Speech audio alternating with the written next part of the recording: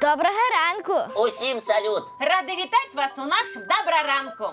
Сябры, поглядзіце на мяне уважліва. Потап, выглядаеш ты цудоўна. Так акуратна прычесаны, прыгожа апрануты. Я вам нікога не нагадваю? Так, давай яшчэ раз лепш разгледжу. І вы, сябры, калі ласка, уважліва паглядзіце на нашага Потапа. Вам ён нікога не нагадвае. Я вось гляджу і разумею, што Потап мне таксама кагосьці нагадвае. Толькі не магу ўзгадаць каго, некага такога знаёмага. Я ведаю! Наш Потап вельмі падобны на аднаго вядомага кінаакцёра. Я забылася яго імя, але фільмы з яго удзелам шмат разоў бачыла. Ой, не, Кася, табе падалося. Нічога мне не падалося. Потап, ты адзін у адзін са знакамітай кіназоркай. А на рыцара я падобны? Ну, калі ты начэпіш на сябе даспехі, вядома, будзеш як сапраўдны рыцар.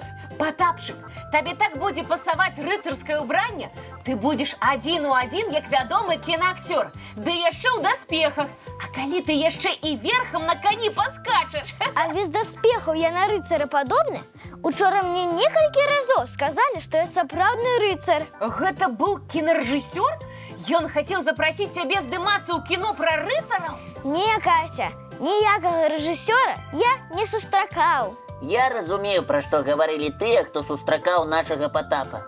Яны мелі на ўвазе тое, што ты, Потап, вельмі выхаваны і ветлівы хлопчык. А пры чым тут рыцары? Пры тым, што здаўна лічылася, што рыцары былі адукаванымі і выхаванымі людзьмі, а яшчэ сапраўдны рыцар той, хто заўсёды прыходзіць на дапамогу. Хлопчыкі, а калі б вы трапілі ў тыя часы, калі толькі з'явіліся рыцары, атрымалася б у вас імі быць? Сябры, давайте паспрабуем стаць сапраўднымі рыцарамі. Толькі спачатку паглядзім ранішні мультфільм.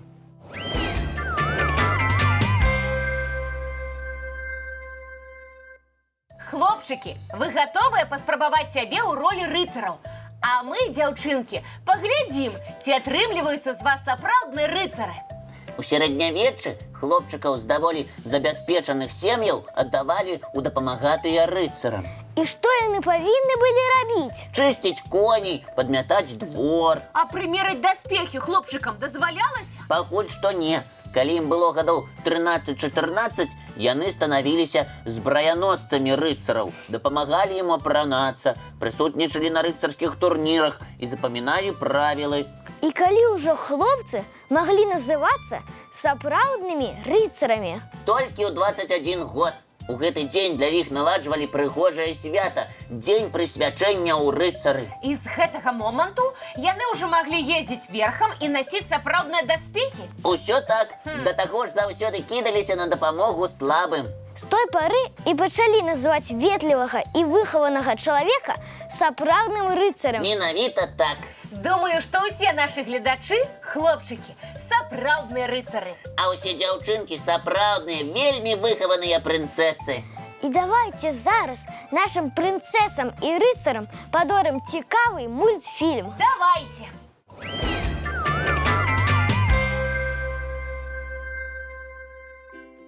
Пакуль мы глядзелі мульцік, да нас завітаў паштальён і прынёс лісты ад вас, нашых гледачоў. Сябры, мы вельмі любім, калі паштальён уручае нам канверты з вашымі цікавымі лістамі, малюнкамі і вершамі.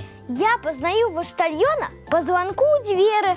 Дарэчы, дзвярны званок – цудоўная прылада. А ведаеце, што дзвярному званку ўжо шмат гадоў? Напэўна, тады, калі з'явіліся дзверы, людзі прыдумалі і званкі. Усё было зусім не так. Калі з'явіліся дзверы ў жытле чалавека, людзі, каб паведаміць, што хочуць увайсці, стукалі рукамі, нагамі ці проста палкай. Але стукаць пад цяжкай жалезнай дзверы было не вельмі прыемна. І тады яны прыдумалі карыстацца дзвярнымі званкамі? Правильно! Спачатку да дзвярной ручкі проста прымацоўвалі металічную пласцінку. Ёй было зручней стукаць, і гук можна было пачуць нават у самым далёкім памяшканні. А потым пачалі карыстацца званочкамі? Так, лічыцца, што традыцыя такая пайшла з Кітая. А я ў казках чытала, што можна было пацягнуць за вяровачку, каб пачуць гук. Так, а праз некаторы час з'явіліся і электрычныя званкі. Просто націскаеш на кнопачку і чуеш гук. Ці якую-небудзь прыгожую мелодыю. Дякую за такі рассказ. Я ніколі не думала, што звычайная рэч, дзвярны званок, мае такую доўгую гісторыю. А мне хочацца націснуць на кнопачку і паказаць усім гледачам цікавы мультфільм. Сябры, сядайце зручней, давайте глядзець.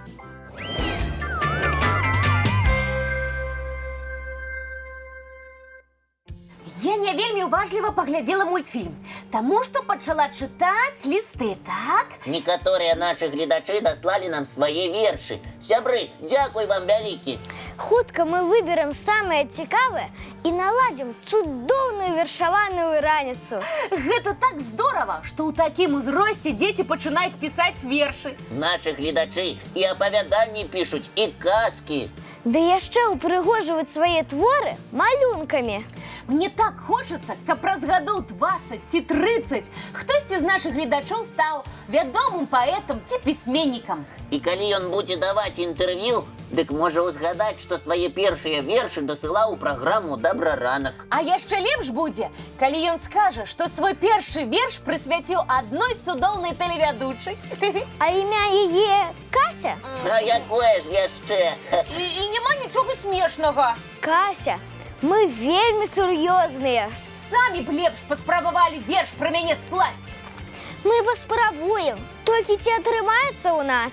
А вы некалькі варыянтаў зрабіце, каб я выбрала самы-самы цудоўны. А вы ведаеце, што многія вядомыя паэты пачалі складаць свае вершы ў раннім узросце? Я ведаю, што Александр Пушкін складаў вершаваныя радкі ўжо ў 7 гадоў, а ў 8 напісаў невялікія камедыі на французскай мове. І ён тады ўжо лічыў сябе паэтам? Не, сам знакаміты паэт лічыў, што сапраўдныя вершы пачаў складаць у 13. А калі яму было 15 гадоў, адзін з яго вершаў надрукавалі ў часопісе. А вершы многіх нашых гледачоў у значна маладзейшым узросце былі прачытаны ў «Добраранку».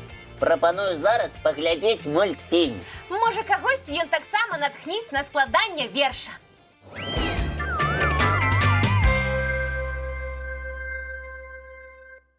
Сябры, паглядзіце, калі ласка, на гадзіннік.